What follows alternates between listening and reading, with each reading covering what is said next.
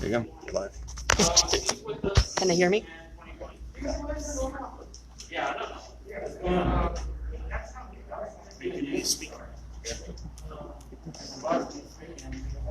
Just support. Just support. Support me too.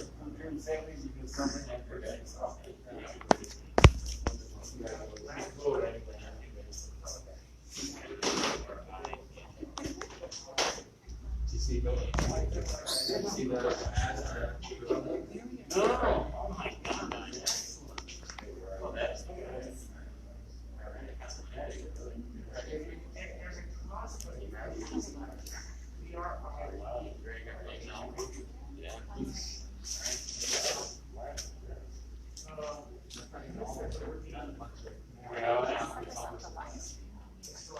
Yeah.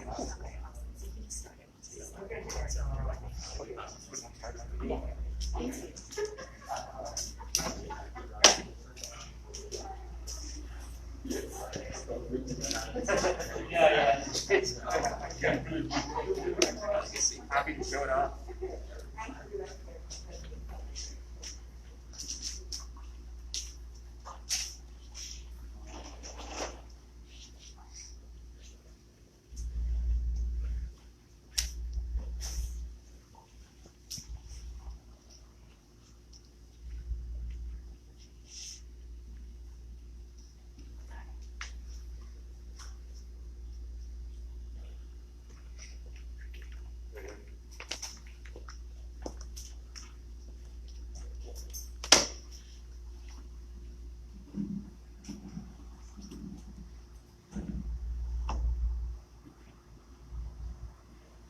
Hello. Good morning and welcome, everyone. Morning. Thank you for being here. We are here today to present a letter signed by over 450 businesses, urging Senator Sinema to do what it takes to pass the For the People Act. My name is Nick DeLeon, and I'm with Common Cause. And I'm excited here on behalf of our 1.5 million members and activists to deliver a clear message to the U.S. Senate. The time to build a democracy that works for everyone is now. We must pass the For the People Act. It is time to protect freedom to vote and expand voting rights laws so they work for the people. It's time to get big money out of politics and change our campaign finance laws so they work for the people. It's time to end partisan gerrymandering so everyone has a voice with real representation in government, with fair maps that are for the people. Community leaders have made it clear that in order for their businesses and their fellow citizens to thrive, it is essential that everyone have the freedom to vote, and all of our voices are a part of our democracy. This means having districts where voters pick the legislators, not the other way around. It means having our leaders held to a higher ethical standards. It means that our elections are secure from threats, both foreign and domestic. We can beat special interests and big political donors that seek to divide us, push out and set the agenda. With the For the People Act, we, the people, can determine our shared future. The For the People Act has bipartisan support. Legislatures on both sides of the aisle have worked to create the For the People Act, and now it's our time to get this across the finish line. The bill is not dead, and we're not going to let leaders in Washington, D.C. tell us otherwise. After all, that's how democracy is supposed to work. It's time for small businesses to stand together, stand with our employers and stand with our communities, and ensure that our lawmakers pass this bill and deliver the promise of democracy to everyone. Let's get to work. Thank you all.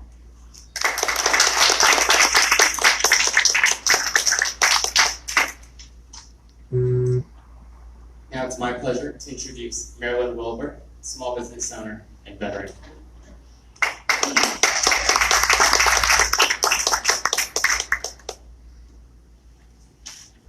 Thank you, Nick. Good morning, everyone. My name is Marilyn Wilbur. I'm an organizer with Case Action, a veteran of 18 years from the Air Force, a mother of a special needs child who is perfect in every way, a member of Unite Here Local 11, and I'm also a small business owner. Small businesses make up 90% of businesses here in Arizona. They are the lifeline of part of Arizona. Small businesses include people like our families, friends, and neighbors. When small businesses are thriving, we see that money go back into the economy. The pandemic hit our community hard, and it hit our small businesses harder. The CARES Act created the Paycheck Protection Plan, which should have been where small businesses were able to apply for PPP loans, but instead, those loans were given to big corporations and companies. As a matter of fact, my hairdresser, who isn't surprised, Hair 2000, she was unable to get a small business loan.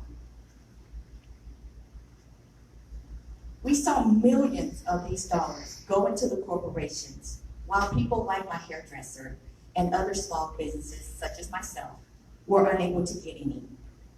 That's why I support For the People Act, national voting rights legislation, that we get the big money out of corporations and out of our politics and safeguard the right to vote for millions of Americans. When corporate money has a stronger voice in election than average people like you and me, we see policies that benefit them and never us. As we begin to recover from this pandemic, we are again seeing our community being hurt. This time by anti-voter laws deliberately having barriers that block people like you and me from voting. The same politicians who patronize big businesses over everyday people are trying to silence our votes in elections. We need Senator Sinema and Senator Kelly to do everything necessary to pass the national voting rights legislation to protect not only us, but our communities, our businesses, and our future. Thank you.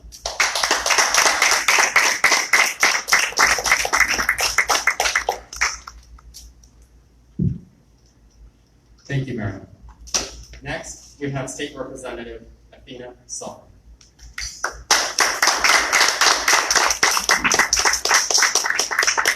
Thank you everyone. Can everyone hear me okay? All right, I'll raise my voice. Thank you so much for the turnout today, for members of the press. Thank you not only the Common Cause, but of course Unite Here and Case Action, who did a lot of organizing to get not only 450, not 475, there are now over 500. That is half of our Senator Sinema and our federal government to pass the For the People Act. I'm the daughter of small business owners. My parents were among the first small business owners in Arizona to sign on to the letter, and they signed on without any hesitation. Because for decades, they've been in the business for over 30 years. And over the past decade and a half, especially since the recession, operating a small business in construction, it's become increasingly hard to keep your doors open. It's become increasingly hard to keep up with multinational, not just multi-states, but these multinational big corporations who have rigged the rules, not only in the way that our economic system operates. I haven't checked, but when was the last time Amazon was worried about the government running out of money for them? Or Boeing, or Raytheon, or even American Airlines. But when the Paycheck Protection Program came along, and people like my parents were trying to figure out how to keep their small business doors open, how to still continue to pay their employees, how to make paycheck to paycheck, those are the people that keep our communities going every single day, that have to worry about whether or not PPP would be available by the time it became accessible to them. Small business owners had to go from bank to bank to bank to see if it was something that they could apply for. I've never seen a corporation having to do that. And the reason that corporations get away with this is because they can buy our politicians. They can outspend mom and pops like my dad, because they have made the rules as such that the amount of money in our political system, my parents can't afford, my parents can't match. I don't think Changing Hand Bookstore can match, or the Churchill, or AZ Red, or all these other people who are the lifeblood of our communities. The For the People Act is not just a check on the efforts that I see at an unprecedented rate in the Arizona State Legislature to make it harder for people to vote, but it also is a check on a legislature that is making it more difficult for small business owners to play and have the same level playing field as a McDonald's or as a Walmart. That is what is at stake. That's one of the many things that is at stake here. And so we need Senator Sinema to step up, stop paying lip service. Lip service is nice, but you know what's better? Action is better. Protecting our freedom to vote is better. Because these are the people that supported people like Senator Sinema. These are the people that backed President Biden. And at its fundamental, at its core value, if we can't even protect our freedom to vote, what do we expect in the next election cycle? So I'm proud. I'm a proud small business owner. I'm proud to be here as a state representative to speak on behalf not only of my parents, but all the small businesses in my district and every single district in Arizona, and to stand with the over 5,000 small businesses who are joining us to protect all of our rights to vote, regardless of who you are in this country. Thank you.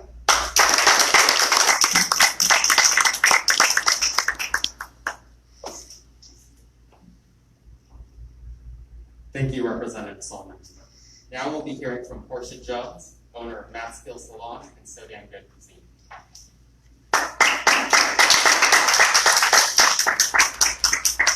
Hello, everybody. Thank you, Nick.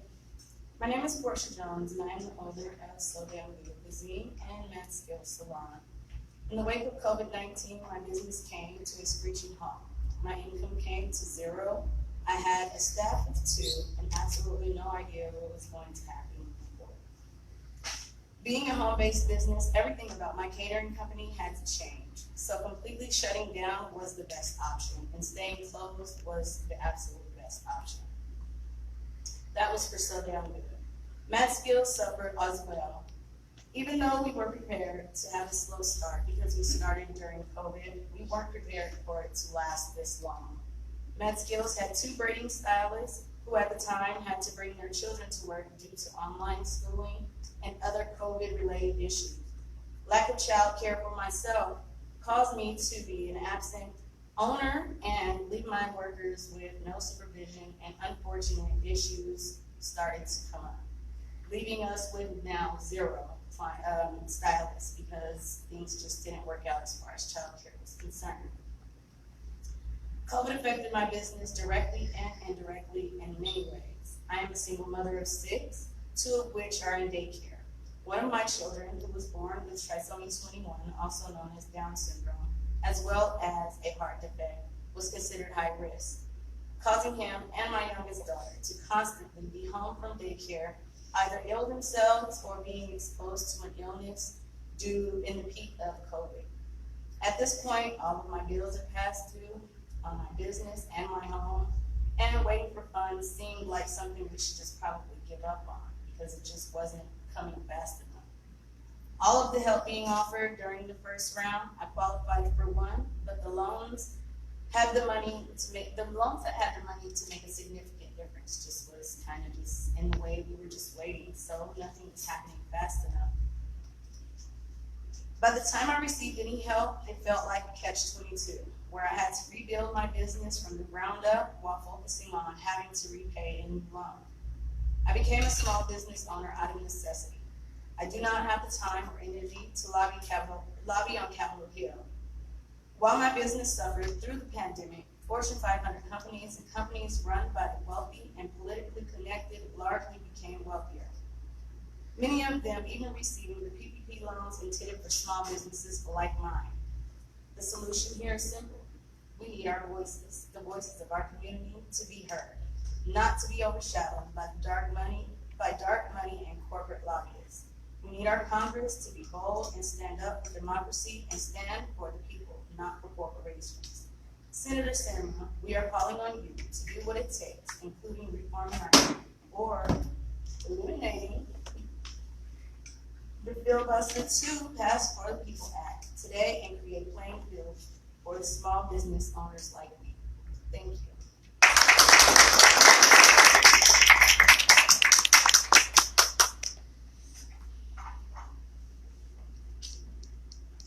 Thank you, Portia.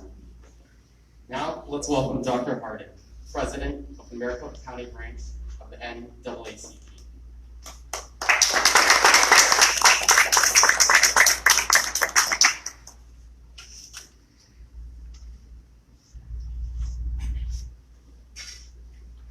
In 1909, the United States democracy was in turmoil. There were thousands of people of color whose civil rights and human rights were being disenfranchised. In 1909, a group of Jewish, white, and African American activists came together and formed the National Association for the Advancement of Colored People. Today we say, what does the word colored people mean? It means to us in our organization that everyone has a color. So we advocate for all people's human rights and equal rights. Some of the same attacks on democracy that existed in 1909, unfortunately, have resurged today. Those same injustices apply today that applied in 1909. The Maricopa County branch of the NAACP was established here in Maricopa County in 1919. That's over 100 years, and the local NAACP is fighting as hard today as it did in 1919 to make sure that our founding documents become truthful. Those founding documents that say everyone is promised life, liberty, and the pursuit of happiness. We want to hold those founding documents to make them become truthful. The mission of the NAACP is to ensure political, educational, economic, and social justice for all people. Consistent and stable employment via small businesses, that leads to the pursuit of life, liberty, and happiness. The ability to exercise your right to vote, that allows a person the ability to vote for folks who understand that it's important to implement policies that are good for the majority of the people, not for a privileged few. So I say to you, good morning, everyone. I'm Karen Harding, President of the Maricopa County branch of the NAACP. I've been active in the NAACP since the mid-1980s. This is my third term as the elected president of the Maricopa County branch in NAACP. The Maricopa County branch is the largest branch in the state of Arizona. It is a privilege for me to be entrusted to uphold these principles of the NAACP, and I'm voted in by the members of our organization. It's important for me, and it's my responsibility to help advocate for voters' rights.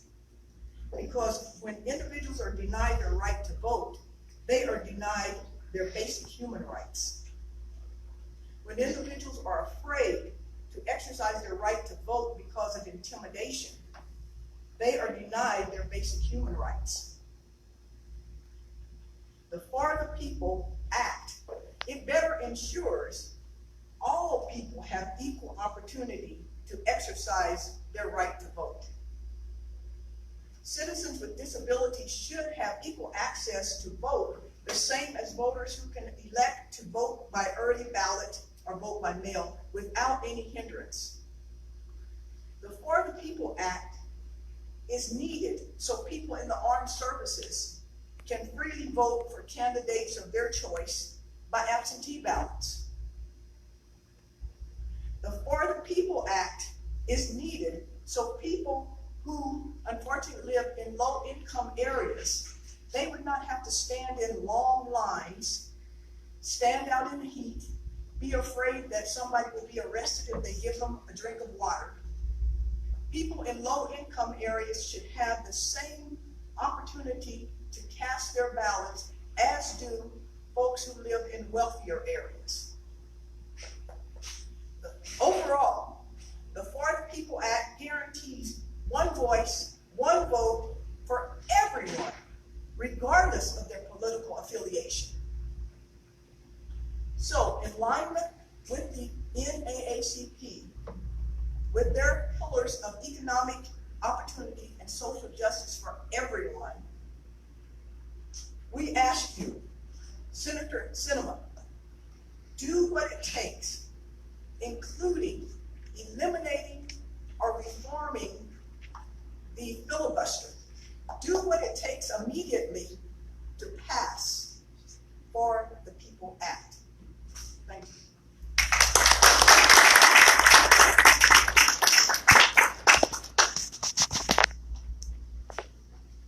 Thank you, Dr. Hardin. Now it's time to hear from our final speaker, Michael Kelly, consultant in small business owner.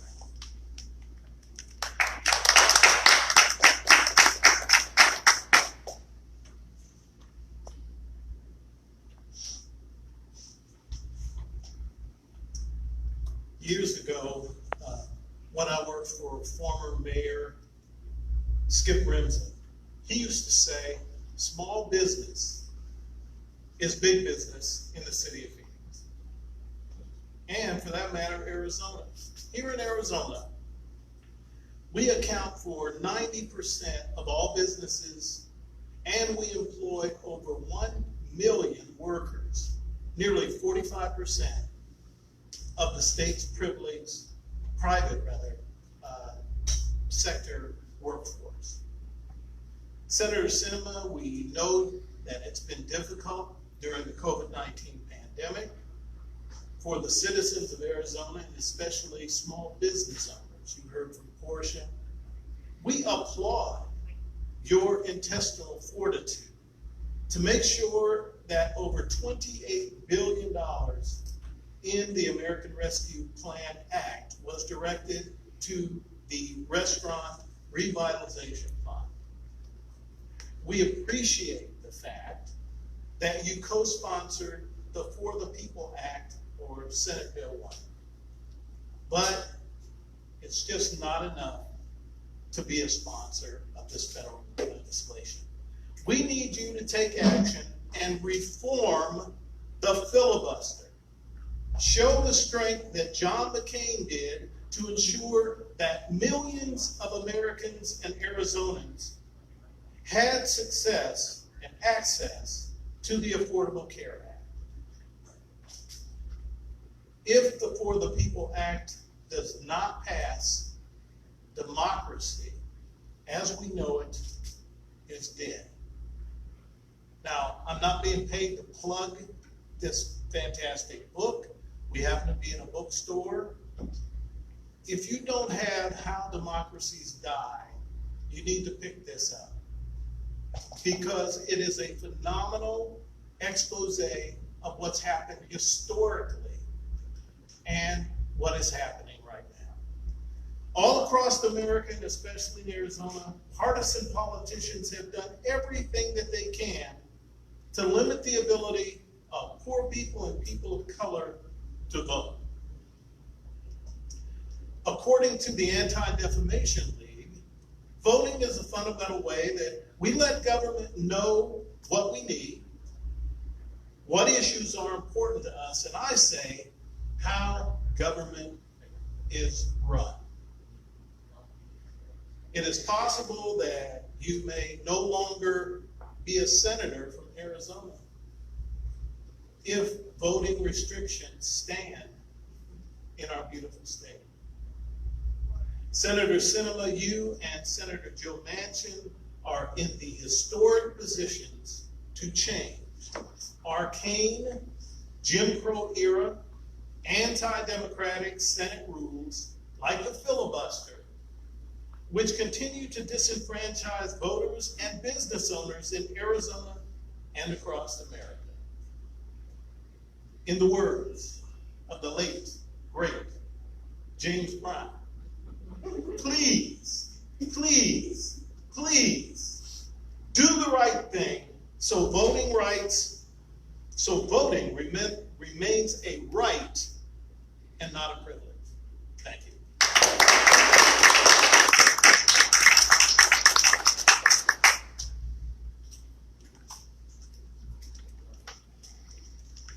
Hi everyone, my name is Jordan Greenslade. I'm with Case Action, Young Here Local 11. I just wanted to thank all the speakers that came out today. Thank Changing Hand Bookstores, one of the first small businesses to sign on to this letter. And just wanted to say that, I come from the Hospitality Workers Union where, 90% of our members got laid off during the pandemic. Many of my coworkers that worked at a hotel that I used to work at as well. And in the past few months, talking to small business owners, what we've seen is that small business owners were left behind by the same system that our hospitality workers were left behind during the pandemic. And the message is clear. We asked Kirsten Sinema to listen to small business owners, to listen to workers, to listen to clergy, everyone that is calling on her to reform or remove the filibuster and to pass national voting rights legislation. So again, wanted to thank everyone for coming. We're going to be delivering the letter to Senator Sinema's office. The folks are available for comment after we are done. And then we wanted to end on a chant that we do at the union when we end our meetings. It's called Si Se Puede. It comes from the farm workers movement. So I'm going to say Se Puede, and people are going to respond Si Se Puede. It's going to build up just like as our movement's building up. So, Se Puede? Si Se Puede. Se Puede? Si Se Puede.